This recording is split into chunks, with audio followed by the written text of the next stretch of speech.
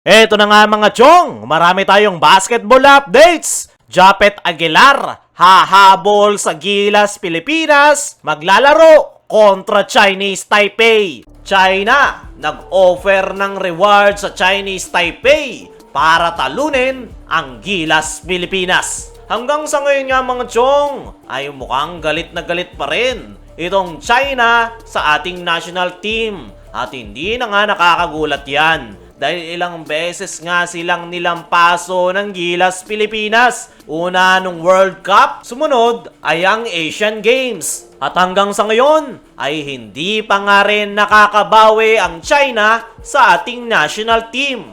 Kaya naman, ngayong muling makakaharap ng Chinese Taipei ang Gilas, Pilipinas sa darating na FIBA Asia Cup qualifiers ay nag-offer nga ng pabuya ang China sa Chinese Taipei dahil meron ngang kumakalat na article na nakasuporta ang Chinese Basketball Association sa Chinese Taipei kung saan handa nga silang magbigay ng 1 million Chinese yuan sakaling matatalo ng Chinese Taipei ang Gilas, Pilipinas. Para sa akin mga chong ay mukhang desperado na talaga itong China at gagawin nga nila ang lahat para lang matalo ang Gilas, Pilipinas. Pero sorry na lang sila dahil ibang-iba na yung ating national team under Coach Tim Cone. Pwede pa sigurong matalo yung Gilas sakaling si Coach Shot Reyes ang head coach ng ating national team na puro isolation hanggang matsugi. Napakaganda nga ng progress ng Gilas, Pilipinas under Coach Tim Cone kung saan kaya na nga nating makipagsabayan sa mga European teams. Kaya naman naniniwala ako na malabong manalo ang Chinese Taipei sa Gilas, Pilipinas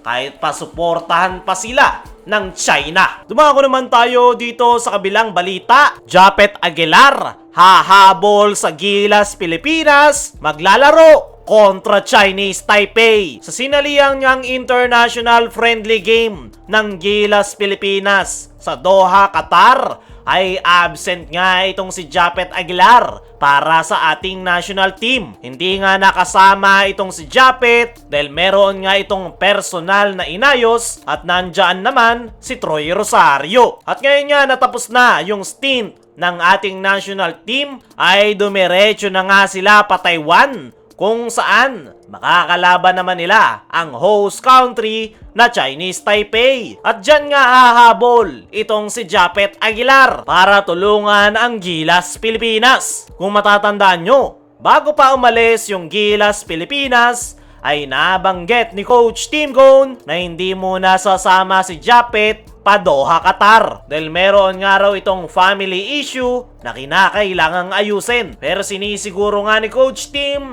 na susunod si Japet sa Taiwan at maglalaro kontra Chinese Taipei. Para sa akin mga chong, ay magandang balita yan para sa ating national team dahil sa nakalipas na 3 laro ng ating national team sa Doha, Qatar ay talagang ininda nila yung pagkawala ni Kai Sotto. Kaya naman, ngayong habol itong si Japet Aguilar para sa ating national team ay malaki nga yung magiging impact at tulong ito sa final window kontra Chinese Taipei at New Zealand. Kinakailangan nga ng tulong nitong si AJ Edu sa ilalim lalo na't kaka-recover niya lang sa kanyang injury at ngayon pa lang siya nakapaglalaro under Coach Tim Cone. Nangangapa pa nga rin ang nasabing big man kaya kapag nandyan si Japet Aguilar ay matutulungan nga nito si AJ Edu sa loob ng painted area. Panigurado, marami na namang mga bashers ang maglalabasan dyan,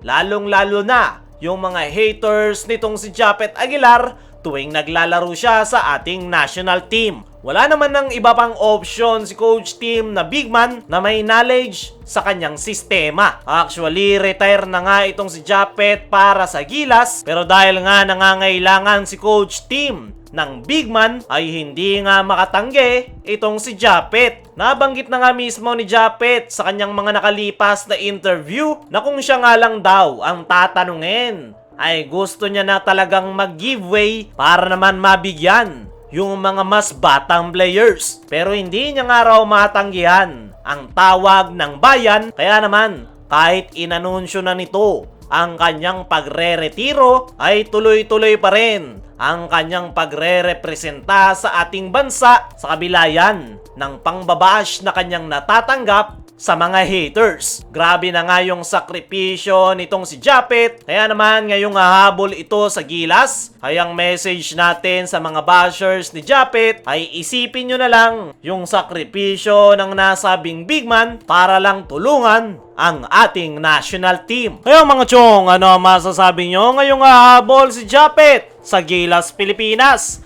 Ano rin yung masasabi nyo na magbibigay ng reward ang China pag natalo ng Chinese Taipei ang Gilas Pilipinas? I-comment mo lang dyan sa ibaba.